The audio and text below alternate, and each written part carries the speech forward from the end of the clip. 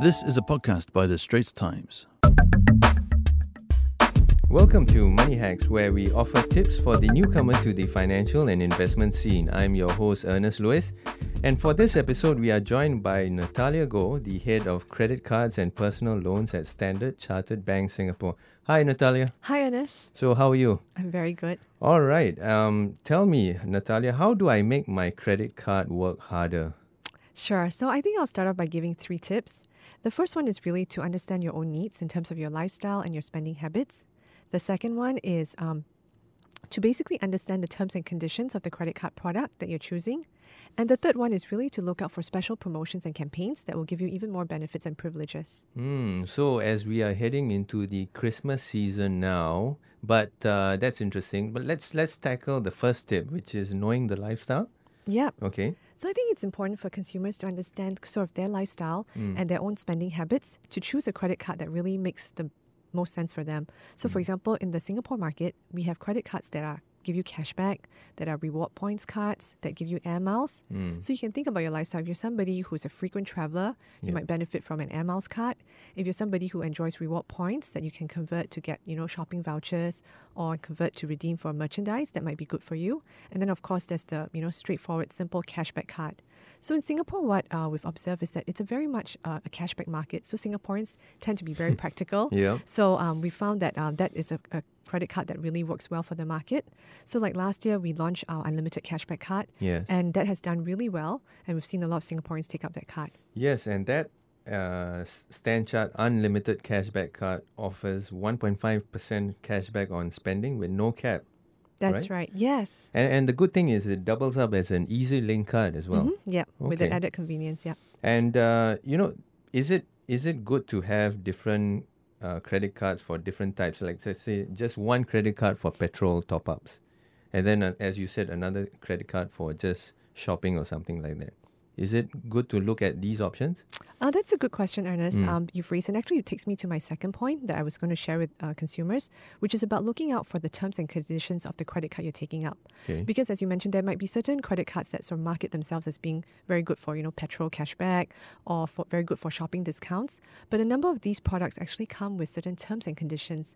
So you might have to meet a minimum spend on that credit card, and the cashback or the reward points that you earn might be capped at a certain amount per month or per quarter. So this brings me to my second point for listeners, is to say whenever you take up a credit card, while the benefits might be very attractive, do look into the terms and conditions. So as I mentioned earlier, our unlimited cashback card, one of the reasons why it's done really well is that there's no minimum spend required and there's no cap on the cashback that consumers can earn. So on to your third tip, which is?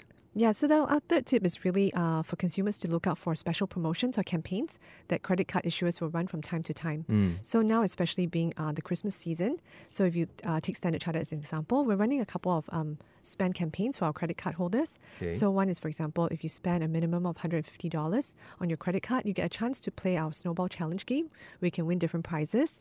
In addition, we're also running this promotion with Marriott, where you can go and redeem certain Christmas goodies over this time period, like Christmas log cake, chocolate hazelnut cookies, and so on for the festive season.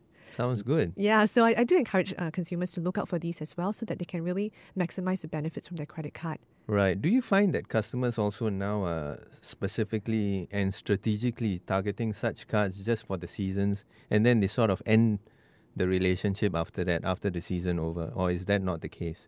They tend to stick on after that as a customer. So I think with that, usually there are certain spending seasons for Singaporeans. You see that spends on credit cards tend to go up around sort of the Christmas season, around the mid-year season, which is really our mid-year, Great Singapore Sale, and certain online shopping special days, if you will, like the Black Fridays, Cyber Mondays, and so on. So with the credit card spends, you do see some seasonality in spending habits of Singaporeans. Right. So different cards for different niche habits and all that. Yes. To try and find something that suits you. Correct. So I think this goes back to the first thing that we talked about, which is to understand your own sort of spending habits in your lifestyle, and then you'll be able to find a credit card or multiple credit cards that might suit your needs best. Now, if you're enjoying Money Hacks so far, do subscribe to us on Apple's podcast app or on Google Podcasts or even on Spotify. Do like it and give us a rating. So back to our show. What about other deals, like if it's like in dining, should you have another credit card for these kind of thing, or you can look at the cards and then just choose from there? So dining is a good one that you brought up because Singaporeans love dining. So what we have across all of our credit cards is we tend to have a number of merchant tie-ups. So for example, for Standard Chartered credit cards, we have a tie-up with all the restaurants at the Fullerton and Fullerton Bay Hotel, Okay. where basically the card holder gets to dine free. So Wow. if you go with a friend, you get 50% off your meal. If you go with two friends, it's 33% off. So I think that's a really good sort of dining benefit for our card holders. Natalia, let's say I'm really into online buying, and these days a lot of us are.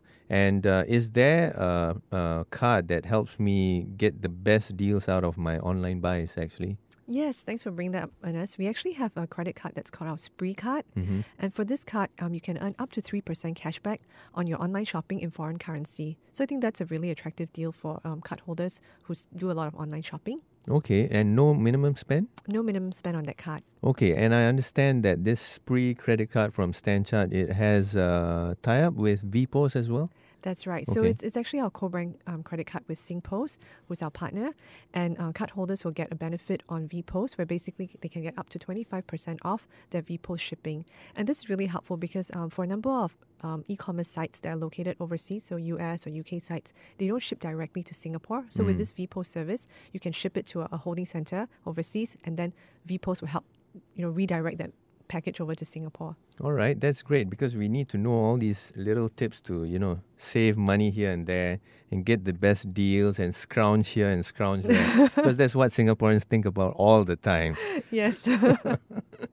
All right, thanks, Natalia. Thank you, Ernest. Okay, appreciate your tips on choosing and making our credit cards work harder. Now, if you enjoyed this episode as much as we did, do subscribe to Money Hacks on Apple's podcast app or on Google Podcasts or even on Spotify. Do like it and give us a rating. That was an SPH podcast. Find us on iTunes, Google Podcasts, and streaming on Google Home. Do send your feedback to podcast@sph.com.sg. You can also check out more podcasts on various topics at straitstimes.com and bt.sg. Any financial or investment information in this podcast is for use in Singapore only and is intended to be for your general information. Any particular investment or decision should only be made after consulting with a fully qualified financial advisor.